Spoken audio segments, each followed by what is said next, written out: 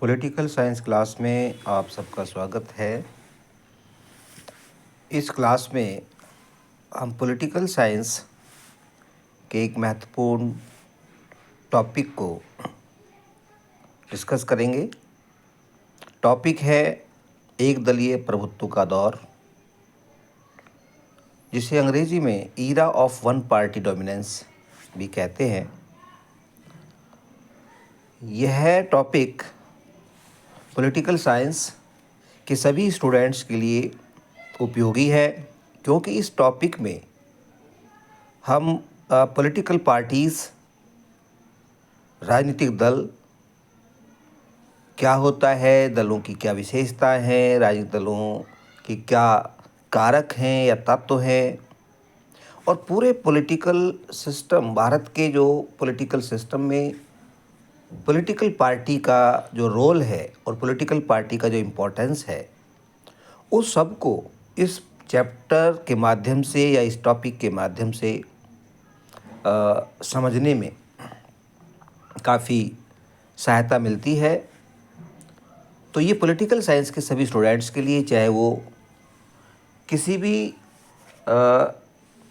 कक्षा में पढ़ता है या किसी एग्ज़ाम की तैयारी कर रहा है, किसी कॉम्पिटिटिव एग्ज़ाम की तैयारी कर रहा है, ख़ास तौर से पॉलिटिकल साइंस के बहुत सारे एग्ज़ाम्स होते हैं, उनकी तैयारी करने वाले सभी जो अभ्यर्थी हैं उनके लिए उपयोगी तो है ही, साथ ही विशेष तौर पर ये ज़्यादा हेल्पफुल है और ज़्यादा उपयोगी है 12th क्लास के स्टूडेंट्स के लिए, जो कि बोर्ड क्लास है। और 12th क्लास के सभी स्टूडेंट, चाहे वो हरियाणा बोर्ड के स्टूडेंट्स हों या फिर सीबीएसई बोर्ड के स्टूडेंट्स हों, उन सब के लिए बहुत ही महत्वपूर्ण टॉपिक है। तो आइए इस पर हम चर्चा को शुरू करते हैं। इस चैप्टर में हम एमसीक्यूज़ को डिस्कस करेंगे। एमसीक्यू के माध्यम से ही पूरे चैप्टर को समझेंगे। पहला प्रश्न है, भारत में 3 कारक भारतीय दलीय व्यवस्था को बनाने में अति महत्वपूर्ण रहे हैं। ये कोटेशन या ये कथन किसका है, यानी किसने कहा है कि 3 factors played important role in India to make political party system important. भारतीय दलीय व्यवस्था को महत्वपूर्ण बनाने में 3 कारक अति महत्वपूर्ण रहे हैं, और वो कारक हैं, कौन कौन से कारक हैं वो बाद में डिस्कस करेंगे।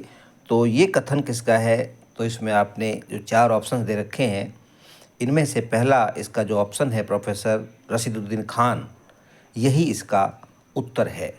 Option A, professor Rashiduddin Khan ने ये कहा कि भारत में 3 कारक भारतीय दलीय व्यवस्था को बनाने में महत्वपूर्ण रहे हैं। दूसरा महत्वपूर्ण प्रश्न है, राजनीतिक दल से अभिप्राय नागरिकों के उस संगठित समूह से होता है जो एक राजनीतिक इकाई के रूप में कार्य करते हैं। यानी कि ये राजनीतिक दल की परिभाषा है। It is the definition of political party. तो ये किस विद्वान ने ये परिभाषा दी है, ये कौन से विद्वान की परिभाषा है, ये इसमें जो है हम समझने की कोशिश करेंगे। तो इसका जो, जब भी हम पॉलिटिकल पार्टी को पढ़ते हैं तो पहले हमें पॉलिटिकल पार्टी के अर्थ, उसकी परिभाषा को जानना बहुत ज़रूरी होता है। तो जब तक हम उसके अर्थ को नहीं समझेंगे तब तक हम उस कॉन्सेप्ट को भी नहीं समझेंगे। तो बहुत सारे जो विद्वान हुए हैं समय समय पर, और उन्होंने इस पॉलिटिकल पार्टी को भी डिफ़ाइन किया है अपने शब्दों में, और अलग अलग विद्वानों ने इसकी परिभाषा दी है। लेकिन एक विद्वान ने कहा है कि राजनीतिक दल से अभिप्राय नागरिकों के उस संगठित समूह से है जो एक राजनीतिक इकाई के रूप में कार्य करता है। तो ये जो कोटेशन है, ये कोटेशन है, इसमें ऑप्शन दे रखे हैं आपके, ए बर्क, बी गैटल, सी लीकॉक, और तो इसका जो सही आंसर होगा डी है गिलक्राइस्ट। तो इसका जो सही उत्तर है वो है डी, गिलक्राइस्ट। ये गिलक्राइस्ट जो है इसका सही उत्तर है। गिलक्राइस्ट ने कहा है कि राजनीतिक दल से अभिप्राय नागरिकों के उस संगठित समूह से है जो एक राजनीतिक इकाई के रूप में कार्य करते हैं। अगर इंग्लिश मीडियम के स्टूडेंट्स हैं तो वो इस तरह समझ सकते हैं। According to Burke, political party is an organized group of citizens who functions as a political unit. एक राजनीतिक इकाई के रूप में कार्य करने वाले संगठित समूह को, नागरिकों के संगठित समूह को राजनीतिक दल कहते हैं, गिलक्राइस्ट के शब्दों में।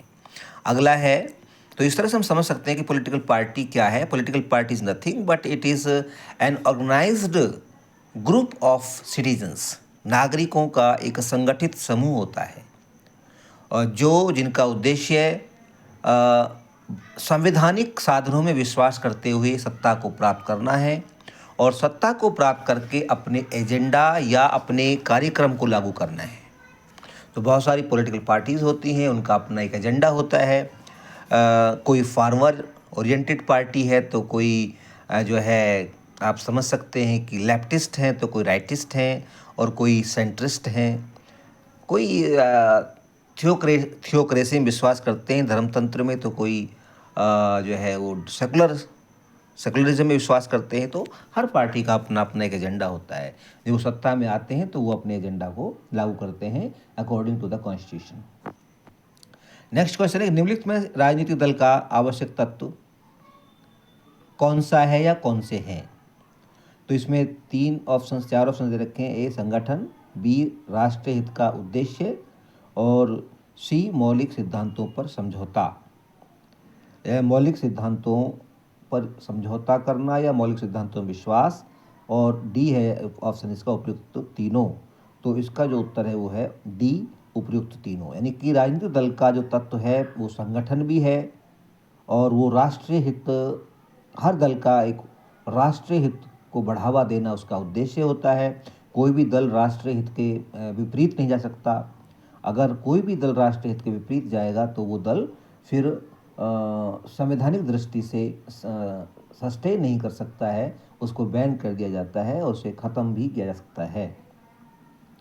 तो राष्ट्रीय हित को बढ़ावा देना ये भी एक राजनीतिक दल के लिए ज़रूरी होता है। और तीसरा है कि भाई मौलिक सिद्धांतों पर समझौता, कि कोई भी दल कुछ मौलिक सिद्धांत होते हैं उसके, उन फंडामेंटल प्रिंसिपल्स में वो विश्वास करते हैं। जैसे उदाहरण के लिए भारत में हम बात करें तो भारत के जो कुछ फंडामेंटल प्रिंसिपल्स हैं, जैसे हमारे संविधान का जो प्रियम्बल है, प्रस्तावना, उसमें आप देखेंगे कि उसमें सोशलिज्म, सेकुलरिज्म और उसके अलावा जस्टिस, फ्रेटर्निटी, इक्वलिटी और opportunity, unity and integrity of the nation, ये सारे हमारे बेसिक प्रिंसिपल्स हैं संविधान के। तो सभी दल इनमें विश्वास करते हैं। कोई भी दल ऐसा नहीं कह सकता कि हम इन प्रिंसिपल्स को नहीं मानते। तो मौलिक सिद्धांतों पर समझौता करना पड़ता दलों को। तो ये जो है तीनों ही इसके राजनीतिक दल के आवश्यक तत्व हैं। These are the essential elements of a political party. Political party has 3 elements mentioned below. One is organization, second one is objective of national interest, to promote national interest, and third one is to believe in fundamental principles. Bharat में चौथा है कि भारत में चुनाव कराने की जिम्मेदारी सौंपी गई है किसको? तो इसका सीधा सा उत्तर है चुनाव आयोग को।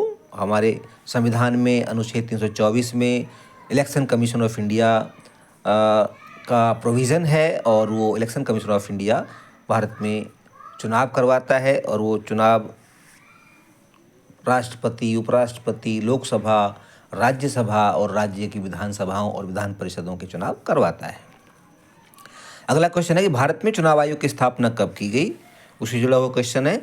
तो भारत में चुनाव आयोग की स्थापना, ऑप्शन दे रखे हैं इसमें, तो इसका सही उत्तर है ऑप्शन सी, जनवरी 1950 में भारत में चुनाव आयोग की स्थापना हुई थी और 25 जनवरी 1950 इसकी जो डेट है, तभी हम हर साल नेशनल वोटर्स डे मनाते हैं। और नेशनल वोटर्स डे मनाने का एक उद्देश्य है, पहले अपने चुनाव आयोग के इम्पोर्टेंस को समझना, क्योंकि ये उस चुनाव आयोग की स्थापना का दिवस भी है।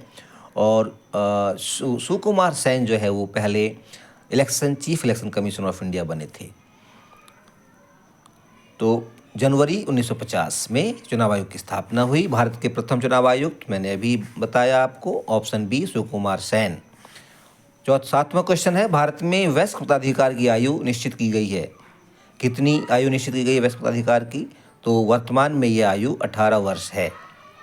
18 वर्ष के हर युवा, चाहे वो मेल है या फीमेल, यानी कि चाहे वो युवा लड़की है या फिर वो लड़का है, 18 साल का अगर हो गया है, 18 साल या उससे अधिक है, तो वो मतदाता बनने का अधिकारी है, पात्र है। तो इसको हम कहते हैं universal franchise, universal adult franchise. तो अडल्ट फ्रेंचाइज के लिए 18 वर्ष की आयु निर्धारित की गई है। हालांकि ये पहले 21 वर्ष थी जब संविधान लागू हुआ था, और फिर बाद में इसको कम कर दिया गया। और ये जो है 61st अमेंडमेंट, 61वें संशोधन द्वारा इसको 1988 और 89 में जो है इसको कम करके 18 वर्ष कर दिया गया। अगला क्वेश्चन है, 8वां प्रश्न है, भारत के प्रथम आम चुनाव में मतदाताओं की संख्या कितनी थी? जब देश आज़ाद हुआ और जब पहला चुनाव हुआ 1951-52 में, तो उस समय जो है मतदाताओं की संख्या थी 17 crore. Option B is the right answer. 9वां क्वेश्चन है, भारत के प्रथम आम चुनाव में कितने संसद सदस्यों का चुनाव करना था? यानी कि जब पहला आम चुनाव हुआ 1951-52 में, तो कितने संसद सदस्य, लोकसभा के कितने सदस्य का चुनाव होना था? तो वो थे 489, 489। ऑप्शन सी इसका राइट आंसर है। 489 सीटें थी हमारी शुरुआत में, और बाद में जो है बढ़ते गई, और फिर ये अब जो है वर्तमान में 543 सीटें हैं, 543। अगला प्रश्न है, स्वतंत्र भारत में पहला आम चुनाव कब हुआ? तो option A is the right answer. पहला चुनाव 1952 में माना जाता है। हालांकि शुरुआत 1951 में हो गई थी, लेकिन उस इलेक्शन का ज़्यादा जो लार्जर पार्ट था वो 1952 में हुआ। तो शुरुआत 1951 में हुई, लेकिन उसका ज़्यादा हिस्सा वो 1952 में संपन्न हुआ, तो इसलिए इसको हम पहला आम चुनाव 1952 में ही मानते हैं। अगला प्रश्न है, 1952 के पहले आम चुनाव में लोकसभा के साथ साथ निम्न के लिए भी चुनाव कराए गए थे। किसके लिए चुनाव कराए गए थे? तो जो पहला आम चुनाव हुआ, लोकसभा का चुनाव हुआ, उसके साथ साथ और भी चुनाव कराए गए थे। तो किसके थे? राष्ट्रपति के चुनाव, या राज्य की विधानसभाओं का चुनाव, राज्यसभा का चुनाव, या प्रधानमंत्री का चुनाव? तो इसका उत्तर है बी, राज्य विधानसभाओं का चुनाव। जैसे आज वन नेशन वन इलेक्शन की बात चल रही है, और वर्तमान जो सरकार है मोदी सरकार, वो भी, उसकी भी कोशिश है कि भारत में जो है लोकसभा और राज्य की विधानसभाओं का चुनाव एक साथ होने चाहिए। तो ये भारत में हुआ था पहले, और पहले आम चुनाव जो थे हमारे, 4 आम चुनाव 1967 तक, पहला, दूसरा, तीसरा और चौथा, वो एक साथ हुए, लोकसभा और राज्यसभा की विधानसभाओं का चुनाव। लेकिन बाद में 1967 में वो जो सारसाम्य टूट गया, और टूटने के साथ ही जो है फिर राज्य की विधानसभाओं के चुनाव अलग अलग टाइम पर होने लगे। अगला क्वेश्चन है कि भाई 12वां प्रश्न है, प्रथम आम चुनावों में कांग्रेस को कितने लोकसभा के कितने स्थान प्राप्त हुए? यानी कि Congress party obtained how much seats in the Lok Sabha in the first general election? तो इसका जो उत्तर है 361 भी नहीं है, 63 भी नहीं है। C option is the right answer, 364। 364 स्थान या 364 सीटें कांग्रेस पार्टी ने प्रथम आम चुनाव में प्राप्त की थी। यानी कि 489 में से 489 में से 364 सीटें प्राप्त की थी, जो कि 74% से भी अधिक थी उस समय। और इस चुनाव में कांग्रेस पार्टी ने 45% से ज़्यादा जो है परसेंट वोट हासिल की थी, और 74% से ज़्यादा जो है सीटें हासिल की थी। यानी कि 2/3 मेजॉरिटी से ज़्यादा सीटें उसको मिली थी। अगला प्रश्न है 13 क्वेश्चन है, भारत में कौन सी दलीय प्रणाली पाई जाती है? तो इसका सही उत्तर है भारत में बहुदलीय प्रणाली पाई जाती है। We have a multi party system. Okay. जैसे अमेरिका में द्विदलीय प्रणाली है, और बाई पार्टी सिस्टम है, और आपका जो ब्रिटेन है, इंग्लैंड जिसको हम कहते हैं, वहाँ भी bi party system, but India has multi party system, बहुदलीय प्रणाली। 14th क्वेश्चन है, राजनीतिक दल की विशेषताएं हैं या है? पहला, सांगठनिक एकता, दूसरा बी, अनुशासन की भावना, और सी, संवैधानिक साधनों में विश्वास, और ऑप्शन डी है उपरोक्त सभी। तो इसकी जो उत्तर है वो है डी, उपरोक्त सभी। राजनीतिक दल की जो विशेषताएं ये तीनों हैं। एक तो सांगठनिक एकता होती है राजनीतिक दल में। अगर किसी भी राजनीतिक दल के संगठन में एकता नहीं होगी तो वो दल चल नहीं सकता, बिखर जाएगा, टूट जाएगा, लंबे समय तक उसका अस्तित्व में रहना मुश्किल हो जाएगा। तो संगठन की एकता जरूरी है। दूसरा, अनुशासन की भावना जरूरी है कि सभी लोग डिसिप्लिन रहें। जो पार्टी के लीडरशिप है, नेतृत्व है, जिसको हम हाई कमांड कहते हैं, वो जैसा दिशा निर्देश देती है उसके अनुसार काम करें। तीसरा है कि संवैधानिक साधनों में विश्वास करना, और ये भी राजनीतिक दल की विशेषता है कि वो उसे संवैधानिक साधनों में विश्वास करना होता है। यानी कि अगर सत्ता में आना है तो चुनाव के माध्यम से ही आया जा सकता है। भारत के संविधान में चुनाव की व्यवस्था है, और उस चुनाव में पार्टिसिपेट करके और चुनाव लड़के ही कोई पार्टी सत्ता में आ सकती है, बशर्ते कि जनता उसे पसंद करे, जनता उसे वोट दे, जनता उसको मतदान के द्वारा चुने, तभी वो सत्ता में आ सकती है। तो इसे कहते हैं संवैधानिक साधनों में विश्वास। तो अगर हम इसको अंग्रेजी में कहें तो कह सकते हैं कि ऑर्गेनाइजेशनल यूनिटी होनी जरूरी है। दूसरा, स्पिरिट ऑफ डिसिप्लिन, और तीसरा है belief in constitutional means. 14th का, यानी कि एक अलग क्वेश्चन इसमें जोड़ा गया है 14 का, कि भारत में एक दलीय प्रभुत्व कब से कब तक रहा। जैसे हमने बताया कि पहले चुनाव में कांग्रेस पार्टी जीती 1952 में जो चुनाव हुआ। हालांकि कांग्रेस पार्टी के जो नेता थे जवाहरलाल नेहरू, उनको 1947 में जब देश आज़ाद हुआ तो उनके हाथ में सत्ता आ गई थी, और उन्होंने 5 साल तक सत्ता शासन चलाई 1947 से 1952 तक, जब तक कि पहला चुनाव नहीं हुआ।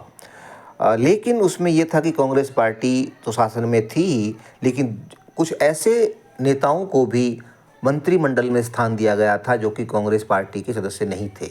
जैसे डॉक्टर बी आर अम्बेडकर, वो कांग्रेस पार्टी के सदस्य नहीं थे, लेकिन उनको लॉ मिनिस्टर बनाया गया था। और इसके बाद जो है और भी दूसरे दल से जनसंघ के, जिन्होंने बाद में जनसंघ बनाई, डॉक्टर श्यामा प्रसाद मुखर्जी, उन्हें वहाँ पर शामिल किया गया था मंत्रिमंडल में। तो इस तरह से 1947 से 1952 तक कांग्रेस ने जो सरकार चलाई, एक तरह से वो राष्ट्रीय सरकार हम कह सकते हैं, नेशनल गवर्नमेंट कह सकते हैं, क्योंकि उसमें अन्य दलों के भी नेता मंत्री के रूप में काम कर रहे थे। लेकिन 1952 में जो चुनाव होता है तो कांग्रेस पार्टी बहुत भारी भरकम बहुमत से सत्ता में आती है। और ये जो 1952 से आने के बाद फिर ये एक लंबे समय तक लगातार चुनाव जीतती है, और ये ना सिर्फ केंद्र में चुनाव जीतती है, यानी कि लोकसभा का चुनाव जीतती है, बल्कि राज्य की विधानसभाओं में भी चुनाव जीतती है।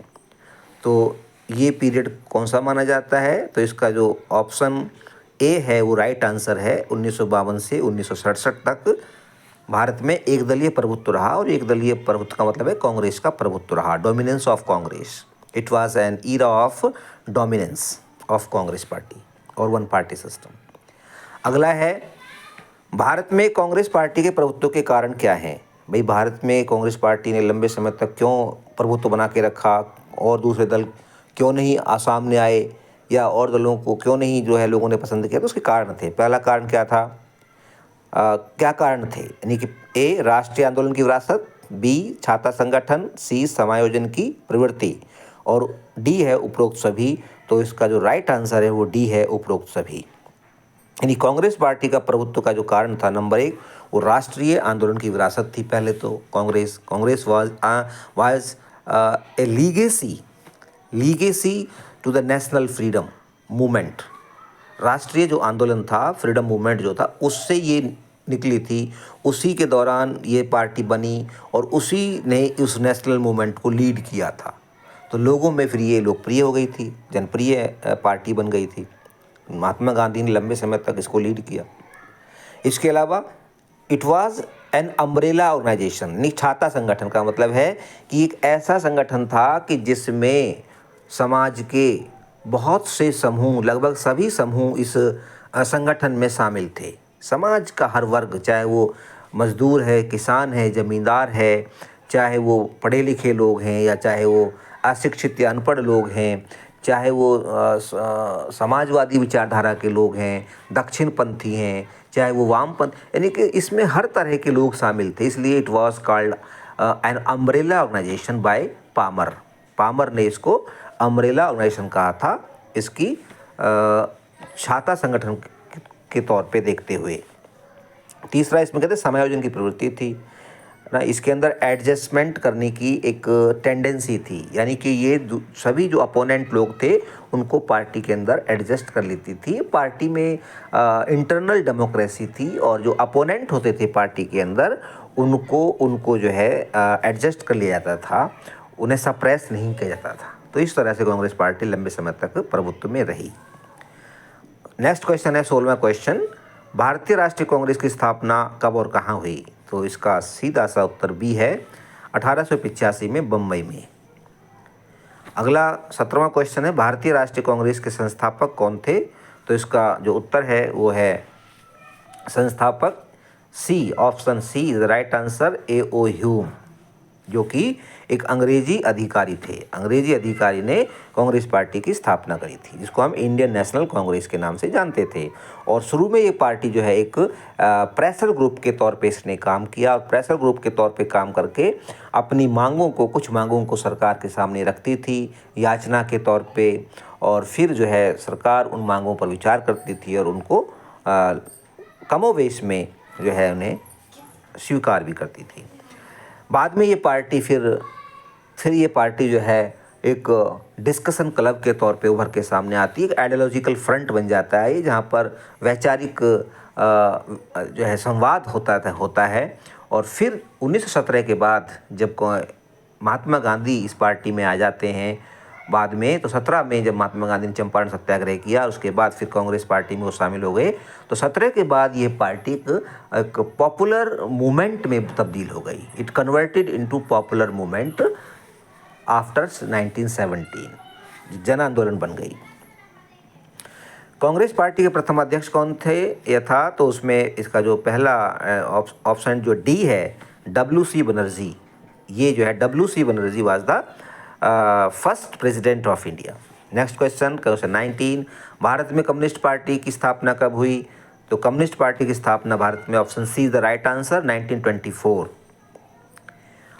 इसमें A.S. डांगे ने इसकी स्थापना की थी और इसमें M.N. राय का भी नाम आता है, मानवेंद्रनाथ राय।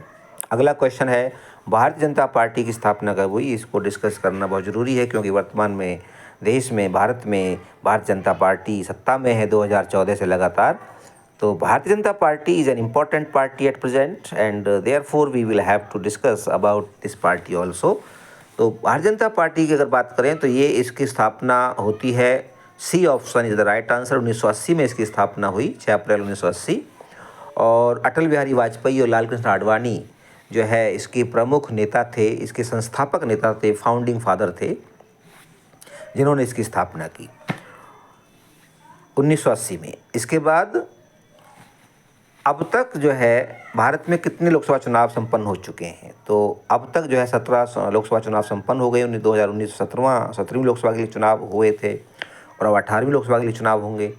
22वां जो क्वेश्चन है वो है, कांग्रेस को छाता संगठन किसने कहा? तो मैंने पहले ही बताया, ये जो है option D is the right answer, Palmer, mister Palmer called Congress an umbrella organisation. Next question है 23, कांग्रेस को जन आंदोलन का रूप किस नेता ने दिया? तो अभी मैंने ऊपर डिस्कस किया था, option C is the right answer, Mahatma Gandhi. Mahatma Gandhi gave the status of a popular movement to Congress party. Congress party was not a party, it was an movement, it was a movement at that time.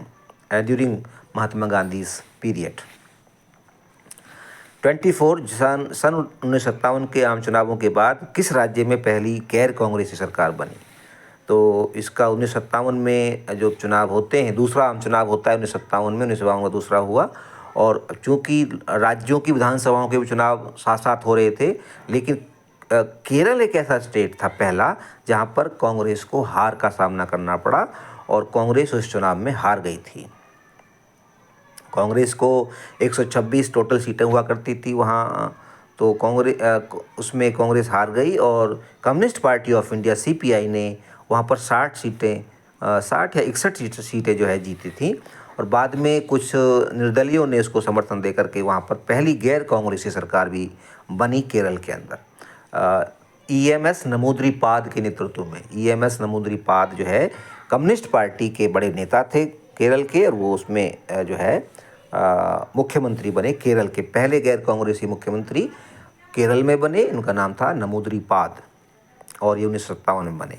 लेकिन 1957 में सरकार बन तो गई, लेकिन ये लंबे समय तक चल नहीं पाई क्योंकि कांग्रेस शुरू से ही इसको जो है डिसलॉज करने के लिए लग गई, और 1959 में आकर के इसको आर्टिकल 356 का इस्तेमाल करके इसे सत्ता से बाहर कर दिया गया। भारत के संविधान में व्यवस्था है कि we can dislodge the state government using article 356 on the recommendation on the report of the governor. Governor report भेजेंगे कि भाई जो है कॉन्स्टिट्यूशनल मशीनरी फेल हो गई है स्टेट के अंदर, लॉ एंड ऑर्डर सिचुएशन सही नहीं है। इस आधार पर जो है हम सरकार को वहाँ से बर्खास्त कर सकते हैं, जो कि पूरी तरह से मिसयूज़ था आर्टिकल 356 का। कोई ऐसी सिचुएशन नहीं थी कॉन्स्टिट्यूशनल मशीनरी फेल हो गई हो, और इस तरह से वहाँ पर सरकार को गिरा दिया गया, जो कि पहली गैर कांग्रेसी सरकार थी। अगला क्वेश्चन है, भारत के प्रथम गैर कांग्रेसी प्रधानमंत्री कौन थे? ये भी बहुत इंपॉर्टेंट क्वेश्चन है, और हर एग्ज़ाम में ये क्वेश्चन लगभग पूछा जाता है। तो इसका पहला जो आंसर है, ऑप्शन है चरण सिंह, दूसरा है मोरारजी देसाई, तीसरा VP सिंह और चौथा अटल बिहारी वाजपेयी। तो इसका राइट आंसर है मोरारजी देसाई। 1977 में कांग्रेस पार्टी चुनाव हार जाती है due to the emergency effect of emergency जब लगाई 1975 में इंदिरा गांधी सरकार ने, तो उससे जनता काफ़ी नाराज़ हो गई। और फिर 1970 में जब चुनाव हुए तो कांग्रेस पार्टी को बुरी तरह से हार गई। 150 या 153 सीटें लगभग कांग्रेस ने जीती थी उस समय चुनाव में। जो कांग्रेस पार्टी 350 सीटें अधिक जीतती थी, वो 153 के लगभग आ गई। और फिर जो है अपोजिशन पार्टीज़ ने एक दल बनाया, कुछ पार्टियां उसमें मर्ज हो गई, उस पार्टी का नाम था जनता पार्टी। तो जनता पार्टी जब बनी तो उसका नेतृत्व किया मोरारजी देसाई ने। तो Morarji Desai was the leader who became the first non Congress prime minister of India. तो इस वीडियो में हम बस इस डिस्कशन को यहीं पर समाप्त करते हैं, क्योंकि लगभग आधा घंटा का वीडियो हो चुका है। और मैं आप सबसे अनुरोध करता हूं कि अगर आपने ये वीडियो देखा है और आपको ये वीडियो अच्छा लगा, हेल्पफुल लगा, तो इसे कृपया लाइक करें, चैनल को सब्सक्राइब करें और वीडियो को शेयर करें। आपका बहुत बहुत धन्यवाद। Thank you very much.